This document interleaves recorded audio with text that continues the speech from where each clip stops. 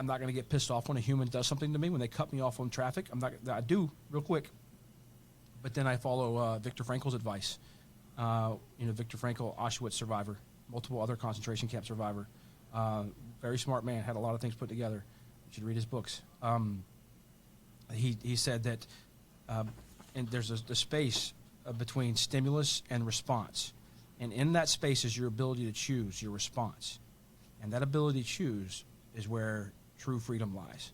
So if I hear fireworks and it's 4th of July, I'm like, whoa. And then 4th of July. We've been doing that, man. Guys were killing people. And then in 1775, 1776, we won this thing and we started setting off fireworks. Like, we're cool. This is the day we set off fireworks. I'm safe. I'm good. I make the decision.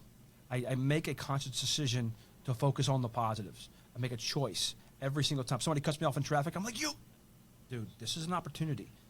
I don't care how good you are with guns, fighting, love, sex, video games, podcasting, videography, whatever. It doesn't matter how good you are. The thing that's going to help you the most in life is getting better at self-control. It just so happens that it is the thing that you get the opportunity to practice more than anything else, but it's the thing that we fail to practice properly more than anything else. So when this guy cuts me off, that's not like something I should be pissed off about. I expect humans to treat people badly. That's what we do. Right. I expect them to be selfish. So when somebody cuts me off, that's an opportunity for me to practice self-control. Like, oh, I'm mad. I'm like, nope, chill, don't. You're good. It's all right. Boom. I like this song, and I turn it radio, like whatever. So I'm making a choice. I make a bazillion of these choices all day long, and it's like attorneys. It's like doctors.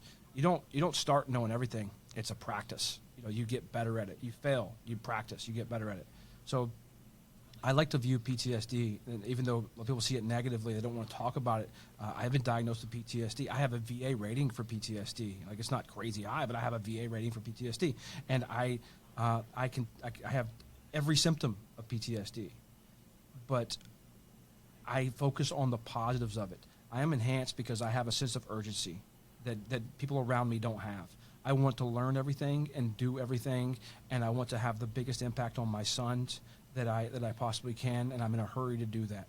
I want to fill up. I want them to have to use some massive football stadium like the Superdome for my funeral, because I positively impacted so many lives that they all want to come to my funeral, and it takes this huge stadium for them to be able to do that. Yeah. So I want my third death to be way down the line, not because of some selfish thing, but because I made so many people remember me by the thing that I wrote, the thing that I did, the thing that I said, that the way that I helped them. I want to leave that positive mark on this world. I don't want to just come here and use it, and then get out of here and that's done. And it's something to practice all the time. But I have these sense of urgency and everything else, and I just find that a lot of guys get sucked into the negative pieces of PTSD, and they don't see all the positives. Yeah. I prefer to. I'm post-traumatically enhanced. I'm not post-traumatically disabled. I am the opposite of disabled. Now it takes work. It takes constant practice. It takes every day of doing it, and then you fail and you pick it up again. I'm not depressed. I've been depressed, and I've made the decisions to stop being depressed. Now, there's people that are severely depressed. I've had people in my family severely depressed, people that are very close to me severely depressed.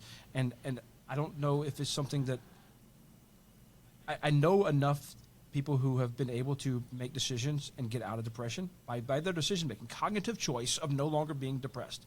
I know that sounds crazy when you're deep in depression. I know that sounds absolutely insane. But it's not that you make one choice. It's you make the first choice. Yeah, you put yourself on that track. And then the next choice, right? Yeah, and you make those things that you want to do that take you towards your goal. You make those easy for you. If you want to drink more water, make sure you got water in the fridge. If you want to do this, if you want to stop drinking beer, make sure you don't have beer in the fridge. Make it hard to do the things that the negative behavior. Make it easy to do the positive behavior.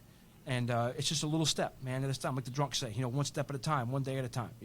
It's very similar in a lot of ways. Yeah. There's a practice. It's a constant fight. It's a battle. But the thing is, you're overcoming that, and you're getting so mentally strong at the same time. You're getting mentally strong. You're going to be better for yourself, your family, better father, better husband, better wife, better mother. You're going to get so much better, and you're going to impact people around you. They're going to see you, and they're like, "Wow, I want some of that." I want to do what he's doing. Yeah. You're like, how are you doing that? And then they'll I get it all the time. People are like, "Oh, that may work for you. It doesn't work for me." Like, have you tried it? Yeah. Have you read this book? Have you read that book? Have you tried to work on developing this mindset? You can't just take on a mindset. Well, I think You have to work on the developing real a mindset. key thing to that too is personality traits. If you tried it and it didn't work, you're going to try something else, and you're going to try something else until it does work and you make it happen, because you're going to keep laying down that foundation until it actually gets something that can be built on it versus other people that want to. And I'm not trying to rag on anyone that has any kind of mental challenges or that needs to seek out help for it, because that's what's needed is people need help. But I think that hopelessness and that desire not to pursue that result, it's easier just to be in this state until they either figure it out or they don't. It is easier. And I have been severely depressed before. I have been like hopeless. There's no way I can recover from this. There's no way I can go on with my life. There's no way, just completely hopeless, zero thought for the future. I don't know where we can go. How can I go anywhere from here? How am I'm at rock bottom. It's I've been there before. So I don't think that I'm special and I have this special ability at all. And I say this about work. I'm not the best at anything that I do. When I played basketball in high school and afterwards and soccer and stuff, I was never the best player on the field. I was usually really good at a couple of things, in that game, but I out-hustled people. Yeah. You knew I was a competitor on the court. I wasn't the best shooter. I didn't have the best handle. I didn't have the best everything. You're going to work the hardest. I could find a way to get the ball into that guy. They could shoot good. I could find a way to do this. And so I focused on the things that I could control and that I was good at. And I out-hustled people, and you knew I was a competitor in every game that I played. And you knew I was on the court. You knew I was on the field. And I don't think that I'm great at writing. I don't think I'm great at doing video stuff. I don't think I'm great at talking. I've just practiced more than everybody else. You work your butt off, man. I've watched you for 7-8 years doing it. So yeah, I'm definitely not smarter. I know I'm not smarter. It's not even sometimes working harder. It's it's not working harder for a day. It's working hard today and then tomorrow. And now you've been at it for 6 years, 7 years, 8 that years. 10% better per day kind of analogy. Constant improvement. Yeah. Even if it's a little bit better, you're still getting better. And just find something that you want to accomplish. Because this is one thing that I miss about Marine Corps, and I miss about combat arms or being in violence, because I miss it. I want my life to be in danger, and I want other people's lives to be in danger and them to be relying on me. Knowing that that's coming down the road or could come any day, it makes me, and I don't have that right now. Yeah. So but it makes me get out of bed and run in the morning. It makes me not eat that cheeseburger to eat a salad or something else. It makes, because somebody's going to drag me out of somewhere. I'm going to have to drag somebody else out of there. I need to be at top shape, because somebody's life's going to be depending on me being physically able to fight and able to fight for them, cover them, whatever. I need to be able to do all these things. Not having that, I have to set long-term goals for me, like I'm going to run a marathon, or I'm going to do this. And sometimes really outlandish things that I'm going to do that gets me working out. I'm going to see if I can gain 20 pounds in 6 months, of muscle. Just outrageous things that keep me doing good habits, And I'm going to sign up for this thing, and I better be ready for it, because I don't have somebody depending on me anymore. I have to develop these own goals for myself, and I have this other kind of mentality that I think a lot of military folks can relate to. Is some of the best times of my life are when I was the least comfortable, when I had the least amount of money, when I lived in the worst conditions, when I lived in a hole, that I dug every day, when I was miserable, I didn't take a shower for 5 months straight. Some of the best times in my life were those times. Yeah. Does it mean I don't need to buy that thing that's over there? I don't need to do this thing. I don't need to get that nice car. I don't need to get this thing. It doesn't matter. What matters is having the money and not spending it on stupid stuff, and getting experiences, even if they don't cost anything. Just having the mindset of been working really hard to be completely debt free. And there's just some things you got to have debt when you got a wife and kids. It's just things happen. and I don't make enough money to be debt free and have a wife and kids. So it's like it's always working toward it, but always trying to balance having experiences. And if you go too overboard in any direction, you start being less fulfilled. And you start that money thing is a problem that's taking up all your mental bandwidth. And if you start doing too much of the other, then now you've got all this debt.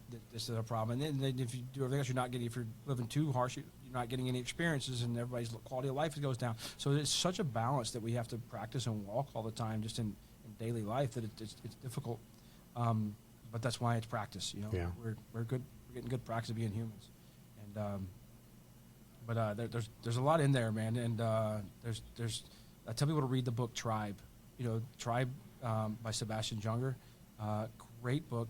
It explains a lot of that, like I was just talking about. The best times in my life being when I was at like the worst conditions.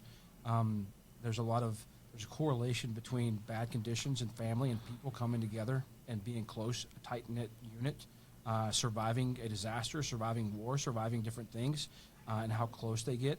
Suicide rates go down because they're all trying to help each other survive. But then as soon as everything gets back to smooth conditions again, suicide rates skyrockets, mental health is hurt because they've lost that thing. Yeah. That thing that you veterans out there are missing from the military. You no longer have that out here. Understand that feeling that you have, everything is totally normal. You read Tribe. It's going to enlighten you in a lot of ways. It's going to give you permission to feel a lot of the things that you feel on a daily basis. And I guarantee you're going to appreciate reading that book. If you pick up Tribe, you're going to love it. I'll link that one There's too. And I also know you referenced The Things We Carry, I believe. Mm-hmm. Yeah, that's a really good one too, to kind of talk through when you were talking about taking action whenever you don't want to and you're scared. I mean, he really goes into that in that book. It's another really good one. Tim O'Brien's great. If you're one of these people who just really hate anti-war people and whatever, he is one. Everything Tim O'Brien says, he really walks this line of being anti-war and being a veteran, a combat veteran at the same time, and he tells stories, and he's a great storyteller. Yeah. And I think Tim O'Brien's awesome as a writer, and I would love to sit and talk to the guy. So I don't. Not at my cooler company, my Amazon company, my place I buy my groceries. They don't have to all share my political views. I can still get something good from them. Yeah. Well, man, I don't want to take much more of your time because I know we've been at it for a while, so I really do appreciate it, and hope to have you back because I know there's probably 30 more hours of information I can gain from you. So, yeah, man, really do appreciate it, and thank you, Dan. Yeah, I don't even think we did the PTSD thing justice, and we didn't talk about a lot of things. I'm happy to come back anytime, man. It'd be good. Cool. Yeah. Thanks, Daniel.